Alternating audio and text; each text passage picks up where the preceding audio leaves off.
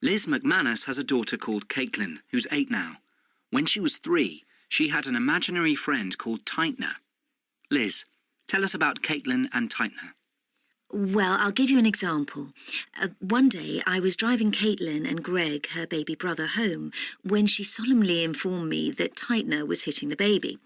So I said, "You tell Tightener that if he does that again, he'll be walking home." 15 seconds later came the inevitable news, "He's just done it again, Mummy." So I found myself in the embarrassing position of having to pull over, open the back door and say to this imaginary little boy, "Tightener, out now." And of course, as we drove off, Caitlin started crying because her friend was standing on the pavement all alone. I had to turn back and go through the rigmarole of pulling over and opening the door to pick him up again. Wow, that's some story. But in fact, Caitlin is no different from many children, and her invented make-believe friend is far from unusual.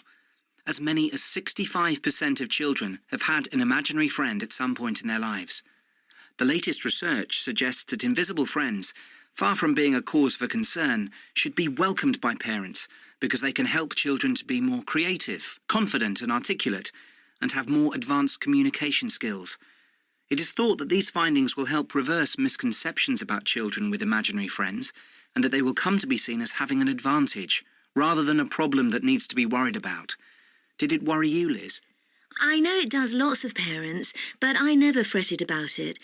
I think I was just amused.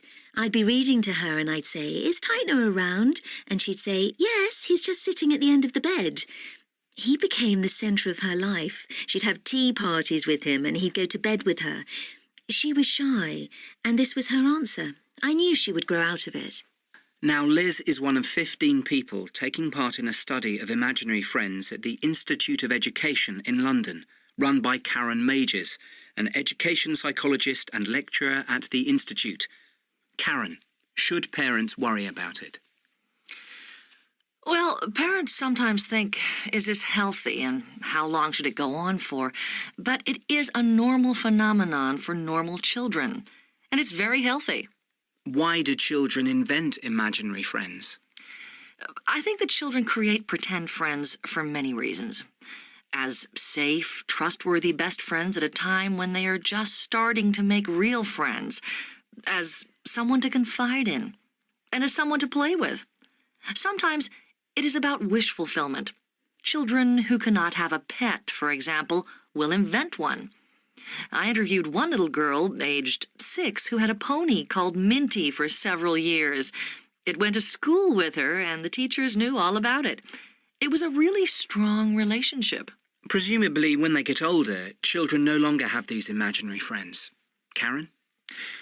Well, my most surprising finding is that children don't always stop having these made-up playmates when they start school. The imaginary friends often stay with them through their teenage years, providing comfort and escape, although in secret. One teenager I talked to had invented a superhero to help him through tricky patches. When things hadn't gone well at school, he would come home and play with a superhero, for whom everything always went well. How should parents treat these invisible people, Karen?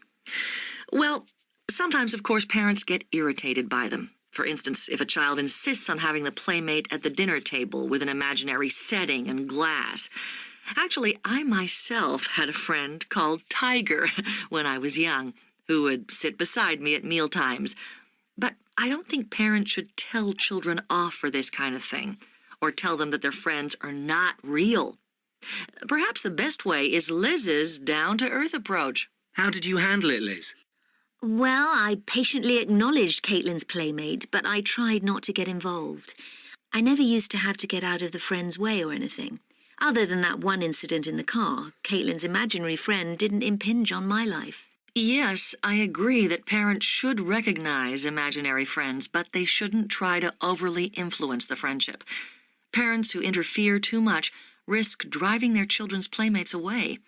If they try to direct the friends, they could spoil the fantasy altogether. Fascinating subject. Thanks for coming in to talk about it, Liz.